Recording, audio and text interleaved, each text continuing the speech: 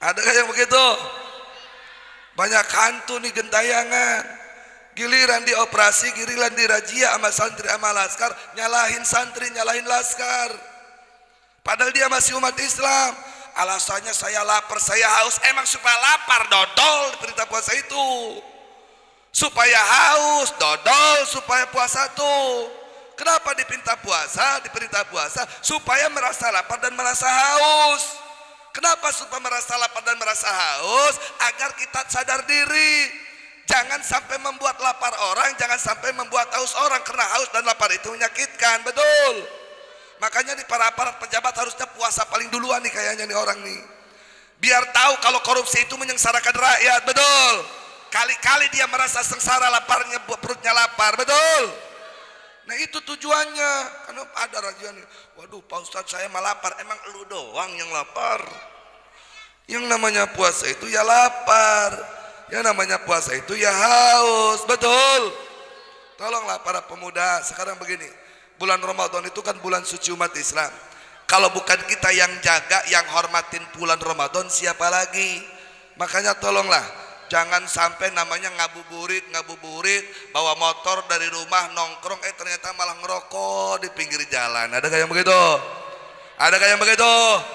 Ya Allah, mudah-mudahan saudara-saudari saya diampuni daripada salah dan dosa yang sudah melakukan itu. Amin. Dan dari Ramadan sekarang ke depannya nanti jangan lagi berbuat itu. Jagai kesucian Ramadan, hargai kemuliaan Ramadan. Kalau bukan kita yang menghargai, siapa lagi? Kalau bukan umat Islam yang menghormati, siapa lagi? Bahkan seharusnya nih pemuda Sukamulya kompak serempak adakan patrol. Kalau ada orang luar datang ke tempat ini, siapapun dia, ketika dia bulan Ramadan datang siang-siang sambil ngerokok datang ke sini, ambil tuh orang, karungin tuh orang, nanti keluarin pada maghrib. Siap gak? Siap gak? Para pemuda siap gak? Para pemudi siap gak? Siap jaga ini kampung, siap jaga ini desa, jaga nih kampung dari penodaan-penodaan seperti itu. Apalagi umat Islam kadang ada begini, biasanya kagak buka warung nasi, pas Ramadan buka warung nasi. Akhirnya hantu gentayangan di mana-mana. Ya gimana bukan hantu, cuma kakinya doang begini aja ucang-ucangan kan? Ada yang begitu? Ya ayyuhalladzina amanu kutiba alaikumus syiyamu kama kutiba alal ladzina min qablikum. Hai orang-orang beriman, dipardukan pasti akan kalian semua wajib berpuasa siang hari penuh bulan Ramadan. Bulan Ramadan ini perintah dari Allah, ini instruksi dari Allah yang wajib kita taati, wajib kita ikuti. Sekali lagi saya mau tanya kepada para pemuda, jawab yang kompak. Siap jaga kesucian Ramadan, siap jaga kemuliaan Ramadan, siap hormati Ramadan, betul, takbir. Nah, jadi niatnya udah bisa belum? Niatnya udah bisa belum? Ada yang nanya nih, Pak Kiai jangan keras-keras katanya. Boleh gak kalau malam-malam suami istri itu bersetubuh? Kan begitu. Ada yang begitu? Jawabannya boleh. Boleh ya. Boleh. Itu. Silahkan. Yang penting malam hari, jangan siang hari. Kalau siang hari wajib qada 2 bulan berturut-turut. Sekali 1 hari ibu dan bapak bersetubuh di siang hari, maka qadanya nanti 2 bulan berturut-turut. Makanya kalau di siang hari ibu suami ngajak, ambil kolok, lu baku bikin gua puasa 2 bulan loh gitu. Gitu, jangan mau tuh. Tapi kan harus taat suami. Taat itu ketika tidak melanggar perintah Allah. Tapi kalau melanggar perintah Allah jangan taat. Terus mandinya kapan? Ya setelah beres mandi. Ini masih nanya mandinya kapan? Ya setelah beres mandi. Gitu. Terus saya mau nanya lagi, kalau kesiangan kata gitu. Kenapa nih? Kayaknya pernah merasa ada ini. Kalau kesiangan mandinya gimana? Sah enggak puasanya? Enggak apa-apa, cuma apa-apaan. Jadi kalau mandinya kesiangan enggak apa, cuma apa-apaan, berarti kan enggak sholat subuh tuh orang. Ya, jadi puasanya sah enggak? Sah. Terus mandinya misalnya jam 9, cuma tadi masalahnya apa-apaan, ima andai kata gitu. Beres dengan suami istri, emak bapak tidur dah, bablas kagak sahur-sahur. Bangun jam 8, lupa belum mandi, ya udah mandi jinabah, mandi junub tuh sah gak puasanya? Sah. Yang penting ketika mandi jangan sampai ada barang yang masuk ke dalam tubuh seperti airnya ataupun sambil mandi sambil minum, gak boleh tuh. Paham? Jelas? Nah itu permasalahan itu. Bagaimana nih kalau sikat gigi kata begitu? Sikat gigi usahakan sebelum waktu dohor. Kalau sudah waktu dohor itu makruh hukumnya. Kenapa? Biar baunya ada gitu. Apalagi emak-emak, biarin tuh mulutnya jangan dicuci-cuci biar suaminya kagak mau, kira-kira begitu. Makan lo kan gitu kan, bau tumbilang ge. Nah begitu. Nah jadi ayolah puasa di bulan hari, di siang hari penuh bulan Ramadan. Ya Allah, mudah-mudahan kami semua ada di sini mendapatkan taufik dan hidayah kuat melaksanakan puasa. Amin ya Rabbal alamin. Malamnya perbanyak ibadah taraweh. Dan ingat tarawehnya nih, awas nih imam, ada perintah dari Rasul walaupun hukumnya sunnah. Sebelum mulai sholat itu imam suruh melihat makmum, betul? Bukan melihat wajahnya, bukan. Melihat, oh ada yang tua enggak, ada yang muda enggak, apa tua semuanya, apa muda semuanya. Maksudnya apa? Ini sekarang musim YouTube, musim viral medsos. Di berbagai daerah macam-macam cara tarawih. Bismillahirrahmanirrahim. Alhamdulillahirrahmanirrahim. Bismillahirrahmanirrahim. Kan begitu, ada yang begitu. Ada yang begitu. Ibu tarawih itu sholat. Kalau kita nih yang kita pakai nih 20 rakaat. Tarawihnya ya, witir 3 jadi 23. Kalau ibu-ibu di sini witir 11 ya, jadi 31. Kenapa ketawa? Nah, jadi dalam sholat taraweh itu, waduh capek, udah istirahat, ngopi dulu kayak gak apa-apa. Baru dapat 4 rakaat, begini aja ngopi. Asal jangan nonton drakor ya, gitu. Santai, 5 menit, 10 menit, bangkit lagi. Gitu, jangan terus digeder, gak apa-apa kalau digeder. Tapi ingat imam, bacanya tuh harus bener. Jangan ngejar apa namanya kayak kereta balap, jangan. Bismillahirrahmanirrahim. Alhamdulillahirabbil alamin arrahmanirrahim maliki yaumiddin iyyaka nasta'in ihdinas siratal amin. Kan enggak benar tuh. Ya enggak? Jadi biasa aja bahasanya biasa. Cuma ngejar waktunya itu boleh sil wasil, kip wakib, kip wasil, sil wakib, silkul. Udah ambil yang kelima. Silkul dari mulai bismillah sampai waladolin 1 kali napas. Tapi ingat, jangan sampai melalaikan mat tajwidnya, jangan. Biasa bismillahirrahmanirrahim alhamdulillahirabbil alamin arrahmanirrahim maliki yaumiddin iyyaka na'budu wa iyyaka nasta'in. Bismillahirrahmanirrahim alhamdulillahirabbil alamin arrahmanirrahim maliki yaumiddin iyyaka na'budu wa iyyaka nasta'in shiratal mustaqim shiratal ladzina an'amta 'alaihim ghairil maghdubi 'alaihim waladdallin amin. Bismillahirrahmanirrahim. Ayo begini bisa-bisa kakek-kakek nyungsep tuh. Iya enggak? Kakek-kakek tuh nyungsep, nenek-nenek tuh nyungsep. Udah kakek kalau imamnya gak bisa diajak kompromi, duduk aja sholatnya. Duduk aja sholatnya. Dan ingat kepada makmum ketika baca amin, apalagi kita sudah usoli, sudah masuk sholat. Amin, amin. Kayak bercanda jangan, amin. Biasa aja, amin doa tuh gimana? Amin, jangan, amin. Kayak nyungkun gitu. Jangan ya. Ya, jadi yang tertib tolong kepada imam kompromi dengan makmum. Jangan terlalu lama mentang-mentang hafal Quran. Bismillahirrahmanirrahim. Alhamdulillah. Terus yang dibaca lagi Yasin sampai 1 surat dibaca. Itu kakek-kakek dengkulnya pasti begitu. Jangan sampai begitu. Terlalu cepat jangan, terlalu lambat pun jangan. Udahlah biasa aja. Cuma memang kita apa biasanya wasal tuh diwakop gitu, kira-kira ngambil waktunya di situ boleh gitu. Atau misalnya nih saya kasih tahu sama bapak-bapak nih, kalau misalnya imam gak bisa diajak kompromi, udah imam suruh baca Fatihah sendiri aja. Kita mau assalamualaikum, assalamualaikum, duduk aja biarin tonton aja imam baca Fatihahnya. Bismillah. Mau baca surat Yasin sepanjang lu mau 1 kali khotam kayak gak ada urusan. Duduk aja senderan. Duduk gitu. Nah, misal baca Yasin tuh imam. Begitu innama amruhu idza arada syai'an. Baru tuh kita berdiri. Ayyaqula lahu kun fayakun. Baru Allahu Akbar. Kita tuh imam baru subhanalladzi biyadihi malakutu kulli syai'in wa ilaihi turja'un. Misalnya tuh, kemana ayo? Udah tuh misal. Atau lagi qul huwallahu ahad Allahu samad lam yalid. Baru kita usolli tuh. Allah, gak perlu usolli. Usolli sudah tuh. Gak usah. Beres jelas sudah. Allahu Akbar, niat aja di hati, niat saya sholat tarawih gitu aja. Gimana gak disebut 2 rakaatnya? Gak ada urusan. Mau disebut gak apa-apa, gak disebut juga gak apa-apa. Saya niat sholat tarawih jadi makmum gitu aja udah. Gitu. Pas imam beres tuh, lam yakul lahu kufuwan ahad. Belum baca sholat, belum baca Fatihah kan kita. Imam ruku ikutin ruku. Kenapa? Imamnya gak bisa diajak kompromi, pengen cepet mulu ayatnya yang banyak, betul? Mau baca surat Al-Baqarah, mau baca surat Al-Baqarah biarin imam baca surat Al-Baqarah, nggak apa-apa, nggak apa-apa.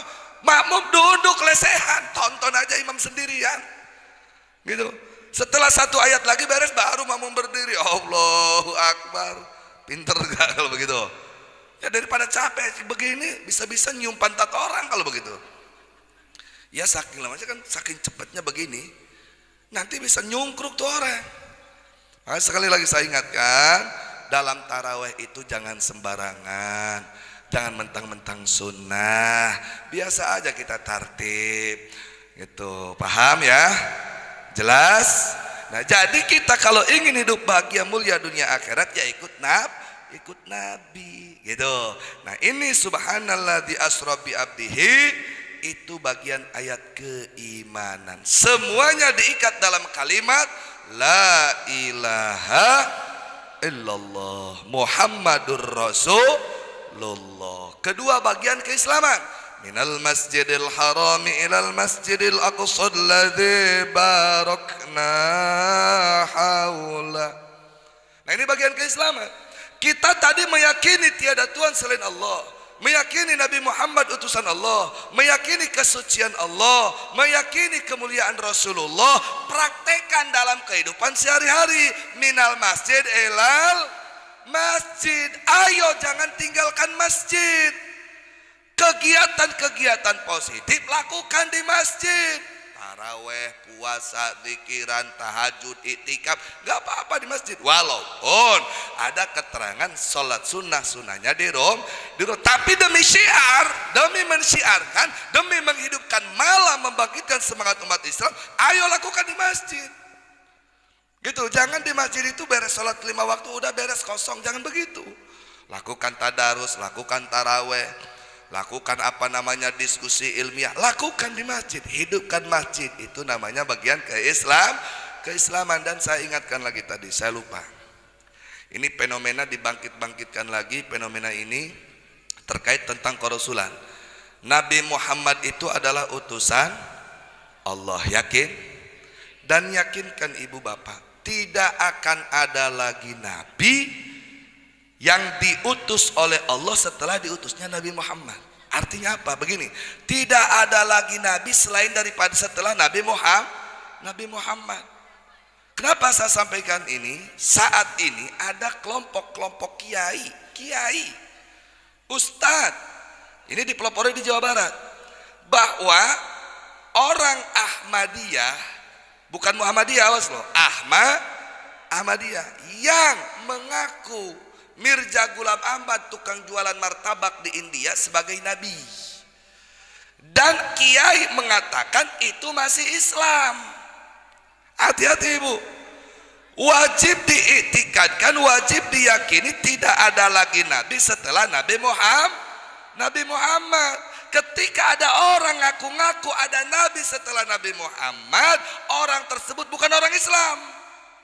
Siapa diantaranya? Adalah Ahmadiyah. Kalau di Depok kan ada nabi perempuan, namanya Lia. Di sini ada yang namanya Lia. Lia di sini cakep, cantik. Lia di Depok yang aku jadi nabi, masya Allah. Tahu buah nanas? Buah nanas itu masih mulus daripada pipinya dia. Dia ngaku sebagai nabi, bahkan ngaku sebagai malaikat Jibril, ngaku kawin sama Jibril lah gitu orang. Ada lagi seorang laki-laki Ahmad Musadek ngaku jadi nabi, bahkan di Cianjur, di Bandung ada ngaku namanya Sutimin, ngaku jadi nabi. Kira-kira lamun di lemur iya ngaku jadi nabi, bawa dipencit ke Bapak RT-nya, Pak RT-nya. Kurang ajar saja loh. Jadi hati-hati. Wajib kita yakini Nabi Muhammad adalah Nabi dan Rasul terakhir. Dalilnya makana Muhammadun aba ahadim min rijalikum walak Rasulullah wa khataman nabiyyin. Jadi minal masjid ilal masjid. Nabi mengatakan khairul buldan masajiduha wa syarrul buldan aswaquha. Sebaik-baiknya tempat adalah masjid, seburuk-buruknya tempat adalah pasar. Kalau kita ingin menjadi manusia yang baik, ayo mulazamah di masjid. Ulah kieu aya asup ka masjid geus digotong. Itu gitu. Ai keur hirup kana mah teu daek asup ka masjid teh, bahkan hewa kana suara adzan ge di masjid. Kiai ngaji bae kulila-lila teuing sakedeung amat kulila-lila amat eueureuna beta jelema ai kumaha teh dek ngaji, ai kumaha teh dek ka masjid, aya ka masjid digotong, untung teu ngabobongkongan eta jelema. Aya teh kitu. Ada gak di sini yang seperti itu? Jadi jangan tinggalkan masjid. Selanjutnya sampailah ke Masjidil Aqsa, dari Masjidil Aqsa sampai naik ke Sidratil Muntaha. Di Sidratil Muntaha inilah Rasulullah bertemu dengan Allah. Alhamdulillahirabbil. Nah ini yang namanya ihsan. Tidak ada kenikmatan yang paling nikmat melainkan seorang hamba diberikan kenikmatan anugerah bisa menatap bertemu dengan Allah Subhanahu wa taala. Di sini saya ingin mengupas ibu bapak terkait dengan Rasulullah ketika di Sidratil Muntaha bertemu dengan Allah. Apakah Allah ada di Sidratil Muntaha ketika itu? Ibu bapak yakinkan, yang di Sidratil Muntaha, yang di atas aras itu Rasulullah, bukan Allah. Allahnya di mana? Allah mah di azali, Rasulullah di Sidratil Muntaha. Contoh, ketika mubalik naik ke atas panggung, mubalik melihat ibu-ibu. Apakah ibu-ibu di atas panggung? Enggak. Mubalik yang di atas panggung. Nah, ketika Rasulullah ke atas aras, Rasulullah melihat Allah, bertemu dengan Allah. Bukan Allah di atas aras, tapi Rasulullah yang di atas aras. Allahnya di mana? Di azali. Contohnya tadi, ketika mubalik naik ke atas panggung, mubalik bertemu ibu-ibu. Nah, mubaliknya yang di atas panggung, bukan ibu-ibunya yang di atas panggung. Betul? Nah, berarti ibu bapak, dari penjelasan tadi tentang iman sekelumit, tentang Islam sekelumit, tentang ihsan sekelumit, kalau kita ingin bahagia, hidup bahagia, hidup mulia di dunia dan akhirat, tidak ada cara kecuali kembali kepada ajaran Islam, kembali kepada Rasulullah, kembali kepada aturan Allah. Siap kembali kepada ajaran Islam, siap kembali kepada ajaran Rasulullah. Betul. Tapi saya gak percaya sama orang sini siap kembali kepada ajaran Islam, terkecuali orang sini tahu mana ajaran Islam, mana ajaran setan. Gimana mau kita pakai Islam kalau tidak tahu mana ajaran Islam, mana bukan ajaran Islam? Betul? Dan tidak mungkin orang sini tahu mana ajaran Islam, mana bukan ajaran Islam, terkecuali orang sini mau ngaji. Intinya harus ngaji. Di sini ada pengajian bapak-bapak, ada pengajian ibu-ibu. Jawab yang jujur, jangan bohong nih. Jawab, saya mau nanya lagi, jawab yang jujur. Kalau pengajian lebih kompak ibu-ibu apa lebih kompak bapak-bapak? Kok bapak-bapak diem ya? Di pengajian paling banyak ibu-ibu apa bapak-bapak? Benar, saya percaya, buktinya di sini. Betul gak? Ini yang hadir kebanyakan ibu-ibu apa bapak-bapak? Di pengajian mingguan paling banyak ibu-ibu apa bapak-bapak? Yang puasa sunnah Rajab ibu-ibu apa bapak-bapak? Percaya, pantesan kata Nabi dalam neraka pun paling banyak ibu-ibu. Ya Allah, mudah-mudahan ibu-ibu di sini menjadi ahli surga tanpa raka. Amin. Beda sama bapak-bapak yang hadir sedikit, betul.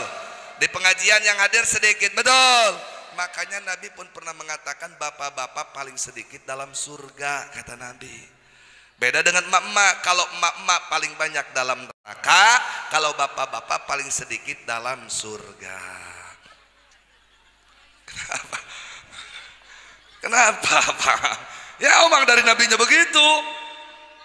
Jadi kalau ibu-ibu paling banyak dalam neraka, kalau bapak-bapak paling sedikit dalam surga. Cuma ya Allah, emak-emak dan bapak-bapak di sini semuanya menjadi ahli surga tanpa raka. Amin. Nah jadi harus ngaji, dan gak mungkin kita mau ngaji terkecuali hati kita cinta kepada kiai, sayang kepada ulama, sayang kepada ustadz, sayang kepada kiai. Tidak ada kebencian kepada kiai. Dan saya percayalah masyarakat di sini semua cinta sama kiai. Apa buktinya? Buktinya saya datang ke sini nggak tahu saya ketiduran tuh, capek, dibangunin supir pas parkir tadi di situ tuh. Itu turun tuh disambut sampai saya mau masuk got ini kaki. Disambut, jabakan tangan, cium tangan 3 kali bolak-balik. Kopi ditawarin, teh ditawarin, susu ditawarin, susu kaleng, susu gantung mau dikasih saya sama orang sini. Iya yang pakai plastik itu Pak RT. Iya kan, susu yang digantung kan pakai plastik ya. Gitu. Ditawarin sama saya. Cium tangan bolak-balik. Alhamdulillah, mudah-mudahan dibalas oleh Allah dengan lipatkan kebaikan, amin. Tapi jangan begini. Kiai dari luar, mubalik dari luar disambut luar biasa, dicium luar biasa, dicium tangan 3 kali bolak-balik. Ustadz setempat, kiai setempat pengen ngopi aja suruh bikin sendiri itu ustadz.